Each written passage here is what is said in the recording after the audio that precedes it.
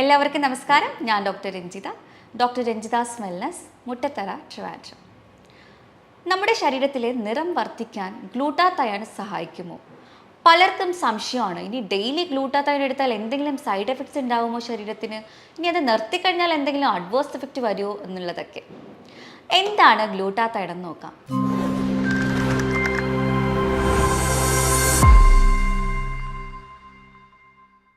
നമ്മുടെ liver produce ചെയ്യുന്ന ഒരു ആൻറ്റി ഓക്സിഡൻറ്റ്, ഒരു മേജർ ആയിട്ടുള്ള ആൻറ്റി ഓക്സിഡൻ്റ് ആണ് ഗ്ലൂട്ടാത്തയോൺ.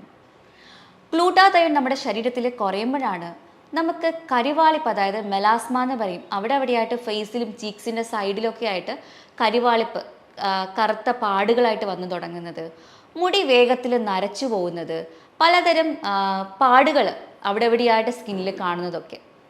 അപ്പോൾ നമുക്കറിയാം, നമ്മുടെ ലിവർ ആണല്ലോ ഇത് പ്രൊഡ്യൂസ് ചെയ്യുന്നത്. ഒരു 30 വയസ്സ് കഴിയുമ്പോൾ തന്നെ നമുക്ക് ഈ ഒരു പ്രൊഡക്ഷനിലൊക്കെ ഒരു ചെറിയ കുറവ് വരും. പ്രത്യേകിച്ച് നിങ്ങൾക്ക് എന്തെങ്കിലും ഫാറ്റി ലിവർ പ്രശ്നങ്ങളൊക്കെ ഉണ്ടെങ്കിൽ ലിവർ കറക്റ്റായിട്ട് ഈ ഒരു ഗ്ലൂട്ടാത്തയോൺ പ്രൊഡ്യൂസ് ചെയ്യത്തില്ല. നമ്മുടെ ശരീരത്തിൽ 2 തരത്തിലാണ് മെലാനിൻ പ്രൊഡക്ഷൻ ഉള്ളത്. അതൊന്ന് മനസ്സിലാക്കുക. ഒന്ന് ഫ്യൂ മെലാനിൻ, മറ്റൊന്ന് യു മെലാനിൻ. ഫ്യൂ മെലാനിൻ എന്ന് പറയുന്നത് വെളുത്ത സ്കിൻ ടോൺ ഉള്ളവർക്ക് കൂടുതലായിട്ടും ഈ ഫ്യൂ മെലാനിൻ ആണ് പ്രൊഡ്യൂസ് ചെയ്യുന്നത്. ഡാർക്കർ സ്കിൻ, ഇരുണ്ട നിറമാണെന്നുണ്ടെങ്കിൽ അവർക്ക് യു മെലാനിൻ ആയിരിക്കും പ്രൊഡ്യൂസ് ചെയ്യുന്നത്. അപ്പോൾ ഈ ഗ്ലൂട്ടാത്തയോൺ എടുക്കുന്ന വഴിക്ക് ഈ മെലാനിൻ സിന്തസിസിനെ ഒന്ന് കുറയ്ക്കാനും ഫ്യൂ മെലാനിൻ്റെ അളവ് വർദ്ധിപ്പിക്കാനും നമുക്ക് സാധിക്കുന്നതാണ്. ഞാൻ പറഞ്ഞു, നമ്മൾക്ക് ആൻറ്റി ഓക്സിഡൻസ് പലതരത്തിലുണ്ട്. അതിൽ ഏറ്റവും മേജറായിട്ടുള്ളതാണ് ഗ്ലൂട്ടാത്തയോൺ എന്ന് പറയുന്നത്. ഇനി വൈറ്റമിൻ സി ഉണ്ട്, വൈറ്റമിൻ ഇ ഉണ്ട്, അതുപോലെ തന്നെ സെലീനിയം, അതൊക്കെ നമുക്ക് നല്ല രീതിക്ക് ഒരു ആൻറ്റി ഓക്സിഡൻറ്റ് തന്നെയാണ്. പക്ഷേ ഏറ്റവും നമ്മുടെ 80% നമ്മുടെ ഫ്രീ റാഡിക്കൽസിനെ റിമൂവ് ചെയ്യുന്നതും ഗ്ലൂട്ടാത്തയോൺ തന്നെയാണ്. അപ്പോൾ എങ്ങനെയാണ് നമ്മുടെ ശരീരത്തിൽ ഈ പാടുകൾ വരുന്നത് നമുക്കൊന്ന് നോക്കിയാലോ. അതിനാണ് നമ്മൾ പണ്ട് പഠിച്ചിട്ടുണ്ടാവും ഓക്സിഡേഷൻ, അതായത് നമ്മളുടെ ഓക്സിജൻ പല പദാർത്ഥങ്ങളുമായിട്ട് മിക്സ് ചെയ്ത് രാസപ്രവർത്തനം നടക്കുന്നതിൻ്റെ ഭാഗമായിട്ട് അവിടെ ഓക്സിഡേഷൻ സംഭവിക്കുന്നത്. അതായത് ഇരുമ്പ് തുരുമ്പിക്കുന്നത് പോലെ, അല്ലെങ്കിൽ നമ്മളൊരു ആപ്പിൾ കട്ട് ചെയ്ത് പുറത്ത് വെച്ചിട്ട് അപ്പോൾ ആപ്പിളിൻ്റെ ആ ഒരു കട്ട് ചെയ്ത ഭാഗത്തിൽ ഒരു ബ്രൗൺ ഷെയ്ഡ് അല്ലെങ്കിൽ ഒരു റെഡ് ഷെയ്ഡ് വരുന്നത് പോലെ, അത് ഓക്സിഡേഷൻ്റെ ഭാഗമായിട്ടാണ്. അതുപോലെ തന്നെയാണ് നമ്മുടെ കോശങ്ങളിൽ. ഫോർ എക്സാമ്പിൾ, നമ്മളെ വണ്ടി ഓടുന്നു, വണ്ടിയിൽ നമ്മൾ പെട്രോൾ ഒഴിക്കുന്നു, എൻജിൻ പ്രവർത്തിക്കുന്നു, വണ്ടി മൂവ് ആവുന്നു, പുക പുറത്ത് പോകുന്നു. അതുപോലെ നമ്മൾ കിച്ചണിൽ നമ്മൾ അടുപ്പിൽ ഭക്ഷണം പാചകം ചെയ്യുന്നു, അതിൻ്റെ ഭാഗമായിട്ട് പുക ഉണ്ടാവുന്നു. അതുപോലെ തന്നെയാണ് നമ്മുടെ സ്കിന്നിൽ നമുക്ക് മൈറ്റോകോൺട്രിയ ഉണ്ട്, കോശങ്ങൾക്ക് മൈറ്റോകോൺട്രിയ ഉണ്ട്. ഈ മൈറ്റോകോൺട്രിയ ആണ് പവർ ഹൗസ് എന്നറിയപ്പെടുന്നത്. അപ്പോൾ ഈ മൈറ്റോകോൺട്രിയയിൽ നടക്കുന്ന പ്രവർത്തനങ്ങളുടെ ഭാഗമായിട്ടുണ്ടാവുന്ന ബൈ പ്രോഡക്ട്സ് അല്ലെങ്കിൽ ഒരു ടോക്സിൻസിനെയാണ് നമ്മൾ ഫ്രീ റാഡിക്കൽസ് എന്ന് പറയുന്നത്. അപ്പോൾ ഈ ഫ്രീ റാഡിക്കൽസ് കറക്റ്റായിട്ട് നമ്മുടെ ശരീരത്തിൽ നിന്ന് റിമൂവ് ആയില്ല, എലിമിനേറ്റ് ആയില്ല എന്നുണ്ടെങ്കിൽ അത് എവിടെയെങ്കിലും പോയി ഡെപ്പോസിറ്റ് ചെയ്യും.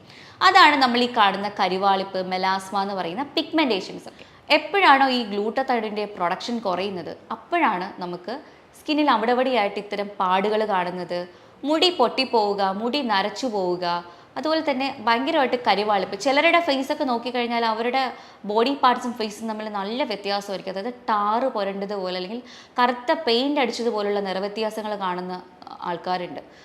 അപ്പോൾ ചിലർ അത് സണ്ണിൻ്റെ അലർജിയാന്ന് പറഞ്ഞിട്ട് ട്രീറ്റ് ചെയ്യുന്നവരുണ്ട്.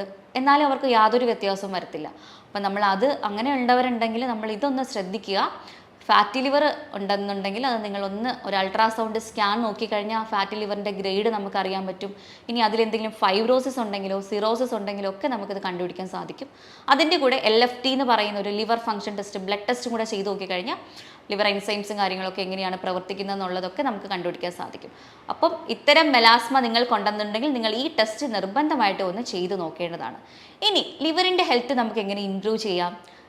നിങ്ങൾക്ക് ഫാറ്റി ലിവർ ഉണ്ടെന്നുണ്ടെങ്കിൽ നിങ്ങൾ എന്തായാലും ഒരു ലോ കാർബ് ഡയറ്റ് ഒരു 3 months കണ്ടിന്യൂസ് ആയിട്ട് ചെയ്യുക. അതായത് അരിയാഹാരം, അന്നജം നന്നായിട്ട് ഭക്ഷണത്തിൽ നിന്ന് കുറയ്ക്കുക, നന്നായിട്ട് വെജിറ്റബിൾസും ഫ്രൂട്ട്സും പ്രോട്ടീൻസും കഴിക്കുക, മധുര പലഹാരങ്ങളും ബേക്കറി ഐറ്റംസും കഴിവതും ഒഴിവാക്കുക. അതായത് വെളുത്ത പഞ്ചസാര ഒരു വെളുത്ത വിഷമാണെന്ന് പറയുന്ന പോലെ എന്തായാലും പഞ്ചസാര നമ്മൾ ഡയറ്റിൽ നിന്ന് ഒഴിവാക്കാൻ വേണ്ടിയിട്ട് ശ്രമിക്കുക. അപ്പം നമ്മളിങ്ങനെ ചെയ്ത് നമുക്കൊരു എക്സസൈസും ഒരു ഹെൽത്തി ആയിട്ടുള്ളൊരു വേയിൽ നമ്മുടെ ലൈഫ് സ്റ്റൈൽ കൊണ്ടുപോയി കഴിഞ്ഞാൽ നമുക്ക് ഫാറ്റി ലിവറിനെ ഉടനെ റിവേഴ്സ് ചെയ്യാൻ പറ്റും. ഈ ഫാറ്റി ലിവർ റിവേഴ്സായി കഴിഞ്ഞു കഴിഞ്ഞാൽ ഓട്ടോമാറ്റിക്കലി നമ്മുടെ ശരീരം തന്നെ ഈ ഗ്ലൂട്ടാത്തയോണിനെ പ്രൊഡ്യൂസ് ചെയ്ത് തുടങ്ങും. അപ്പോൾ ഈ ഗ്ലൂട്ടാത്തയോൺ ഉണ്ടാക്കിയിരിക്കുന്നത് 3 തരം അമിനോ ആസിഡ്സ് കൊണ്ടിട്ടാണ്. അത് ഏതൊക്കെയാണെന്ന് വെച്ചാൽ സിസ്റ്റീൻ ആൻഡ് ഗ്ലൈസിൻ, ഗ്ലൂട്ടാമൈൻ എന്ന് പറയുന്ന 3 അമിനോ ആസിഡ്സ് കൊണ്ടിട്ടാണ് ഈ ഒരു എന്താ പറയുക ഗ്ലൂട്ടത്തൈൻ ഉണ്ടാക്കിയിരിക്കുന്നത്. അപ്പോൾ ഈ അമിനോ ആസിഡ്സിൻ്റെ അളവ് നമ്മൾക്ക് നമ്മുടെ ലിവറിൽ കൂട്ടിക്കഴിഞ്ഞാൽ ഓട്ടോമാറ്റിക്കലി നമ്മളെ ലിവർ തന്നെ ഈ ഒരു ഗ്ലൂട്ടത്തൈൻ പ്രൊഡക്ഷനെ ഇംപ്രൂവ് ചെയ്യും. അപ്പോൾ നമ്മൾ അതിന് വേണ്ടിയിട്ട് കഴിക്കാവുന്ന ഭക്ഷണങ്ങൾ എന്തൊക്കെയാണെന്ന് നോക്കിയാലോ. ഈ സിസ്റ്റൈൻ കൂടുതലായിട്ട് അടങ്ങിയിരിക്കുന്നത് കൂടുതലായിട്ടും ഈ ക്രൂസിഫറസ് വെജിറ്റബിൾസ് എന്ന് പറയുന്ന ക്യാബേജ്, ബ്രൊക്കോലി, കോളിഫ്ലവറിൽ സൾഫർ കണ്ടൻറ്റ് കൂടുതലുള്ള ഉള്ളിയിലും സവോളയിലും ഒക്കെയാണ്. അപ്പോൾ അതിൻ്റെ അളവ് നിങ്ങളൊന്ന് കൂടുതലായിട്ട് കഴിക്കുക. അതുപോലെ തന്നെ ഗ്ലൈസിനും ഗ്ലൂട്ടമൈനും കൂടുതലായിട്ട് അടങ്ങിയിരിക്കുന്ന നട്ട്സിൽ, സീഡ്സിൽ, പീനട്ട്സിൽ, അതുപോലെ തന്നെ ഇലക്കറികളിലും ബനാനയിലൊക്കെയാണ് ഈ സിസ്റ്റിനും ഗ്ലൂട്ടമൈനും കൂടുതലായിട്ട് കാണുന്നത്. അപ്പോൾ ഇത്തരം ഭക്ഷണത്തിൻ്റെ അളവ് നിങ്ങൾ എന്തായാലും കൂട്ടുക. അതുപോലെ ഞാൻ നേരത്തെ സൂചിപ്പിച്ചതുപോലെ നമുക്ക് സെലീനിയം വളരെ അത്യാവശ്യമാണ്. കാരണം ഈ ഗ്ലൂട്ടത്തയോണിനെ ആക്ടിവേറ്റ് ചെയ്യണമെന്നുണ്ടെങ്കിൽ സെലീനിയത്തിന് വളരെ നല്ലൊരു ഒരു റോളുണ്ട്. അപ്പോൾ നമ്മൾ കൂടുതലായിട്ട് ഈ ബ്രസീൽ നട്ട്സ്, ഫിഷ്, മീറ്റ്സ് ഒക്കെ നന്നായിട്ട് കഴിക്കാൻ വേണ്ടി ശ്രമിക്കുക. അതിൽ നമുക്ക് നന്നായിട്ട് സെലീനിയം കിട്ടും. പിന്നെ വൈറ്റമിൻ സി, ഗ്ലൂട്ടത്തൈൻ സപ്ലിമെൻറ്റ് ഫോമിൽ എടുക്കുന്ന എല്ലാവരും ഒരു റെഡ്യൂസ്ഡ് ഫോമിൽ വൈറ്റമിൻ സിയും കൂടെ എടുക്കേണ്ടത് അത്യാവശ്യമാണ്. കാരണം എങ്കിലേ നമുക്കുള്ള അബ്സോർപ്ഷനൊക്കെ പ്രോപ്പറായിട്ട് നടക്കുള്ളൂ. വൈറ്റമിൻ സി കൂടുതലായിട്ടുള്ള ഭക്ഷണം എന്ന് പറയുന്നത് പേരക്കയിലാണ് ഏറ്റവും കൂടുതൽ വൈറ്റമിൻ സി ഉള്ളത്. വെജിറ്റബിൾസിൽ നോക്കിയാൽ ക്യാപ്സിക്കത്തിലുമാണ് കൂടുതലായിട്ടുള്ളത്. അതുപോലെ എല്ലാ സിട്രിക് കണ്ടന്റുള്ള പഴങ്ങളിലും ഉണ്ടാവും. ഓറഞ്ച്, ഗൂസ്ബെറി അങ്ങനെയുള്ള കാര്യങ്ങൾ ധാരാളമായിട്ട് കഴിക്കാൻ വേണ്ടി ശ്രമിക്കുക. പപ്പായൊക്കെ rich source of vitamin C ആണ്. അത് കൂടുതലായിട്ട് കഴിക്കുക. പിന്നെ വൈറ്റമിൻ ഇ കൂടുതൽ കഴിക്കാൻ വേണ്ടി ശ്രമിക്കുക. വൈറ്റമിൻ ഇ ഇവിയോൺ ടാബ്ലറ്റ് ആ ഒരു സപ്ലിമെൻറ്റ് ഫോമിൽ നമ്മൾ എടുത്താലും മതിയാവും. അപ്പോൾ ഈ ഒരു രീതിയിൽ നമ്മൾ ഭക്ഷണത്തിൽ കൂടെ നമ്മൾ ശ്രദ്ധിക്കുവാണെങ്കിൽ നല്ല രീതിക്ക് നമുക്ക് ആ ഒരു അമിനോ ആസിഡ്സിനെ കൂടിയിട്ട് ഗ്ലൂട്ടത്തൈൻ സിന്തസിന് അത് ഹെൽപ്പ് ചെയ്യുന്നതാണ്. അപ്പം ഞാൻ ഈ പറഞ്ഞ രീതിയിൽ നിങ്ങൾ ഡയറ്റും കൂടെ ഒന്ന് ശ്രദ്ധിക്കുവാണെങ്കിൽ നമ്മളൊരു സപ്ലിമെൻറ്റും എടുക്കാണ്ട് തന്നെ നമുക്ക് ഗ്ലൂട്ടത്തയോൺ ശരീരത്തിൽ പ്രൊഡക്ഷൻ ചെയ്യുന്നതാണ്. ഇനി ഞാൻ നേരത്തെ പറഞ്ഞതുപോലെ അവിടെ എവിടെയായിട്ട് ഭയങ്കര വലിയ രീതിക്കുള്ള കരിമംഗല്യം, അതായത് ടാറ് പുരണ്ട പോലെ സ്കിന്ന് മാറുക, അല്ലെങ്കിൽ പെയിൻ്റ് അടിച്ച പോലുള്ള ഒരു കളർ ചേഞ്ചസ് ഒക്കെ വരുവാണെങ്കിൽ നമുക്ക് ഈ ഒരു ഡയറ്റിൽ മാത്രം നമ്മൾ നോക്കിയിട്ട് കാര്യമില്ല. നമ്മൾ സപ്ലിമെൻറ്റ് ഫോമിൽ ഗ്ലൂട്ടത്തൈനും വൈറ്റമിൻ സിയും എടുക്കുന്നതാണ് അത് കുറച്ചുകൂടെ നല്ലത്. അത് പല രീതിയിൽ ഇപ്പോൾ ഗ്ലൂട്ടത്തൈൻ അവൈലബിൾ ആണ്. ക്രീമുകളായിട്ട് കിട്ടുന്നുണ്ട്, ടാബ്ലറ്റ് ഫോമിൽ സപ്ലിമെൻറ്റ് ഫോമിൽ കിട്ടുന്നുണ്ട്, അതുപോലെ തന്നെ ഇഞ്ചക്ഷനായിട്ട് IV ആയിട്ട് കിട്ടുന്നുണ്ട്. അപ്പോൾ IV ആണെങ്കിൽ അത് കുറച്ച് എക്സ്പെൻസീവ് ആണ്. അപ്പോൾ എല്ലാവർക്കും സാധാരണക്കാർക്കൊക്കെ നല്ലത് നമ്മൾ ടാബ്ലറ്റ് ഫോമിൽ നമ്മൾ ക്യാപ്സ്യൂൾ രൂപത്തിൽ എടുക്കുന്നതാണ് ഏറ്റവും നല്ലത്.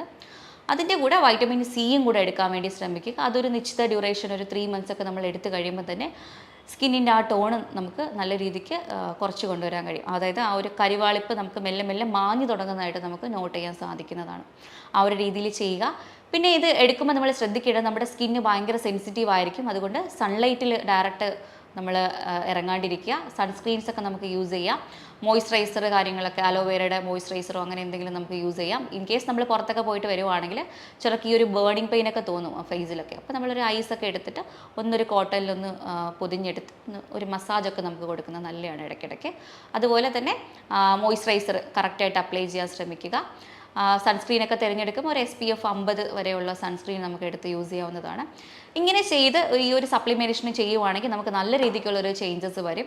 ഇനി നമുക്ക് നിറം കുറയാൻ പാടില്ല, അല്ലെങ്കിൽ ചെറിയ രീതിക്ക് ഒരു പിഗ്മെൻറ്റേഷൻ കരിവാളിപ്പ് നമുക്ക് ഉണ്ടെന്നുണ്ടെങ്കിൽ ഈ സപ്ലിമെൻ്റ് ചെയ്യുന്ന ആവശ്യമില്ല. നമുക്ക് ഞാൻ ഈ പറഞ്ഞ രീതിയിൽ ഡയറ്റ് ചെയ്യുമ്പോൾ തന്നെ നമുക്കത് ശരിയാക്കാൻ സാധിക്കുന്നതാണ്.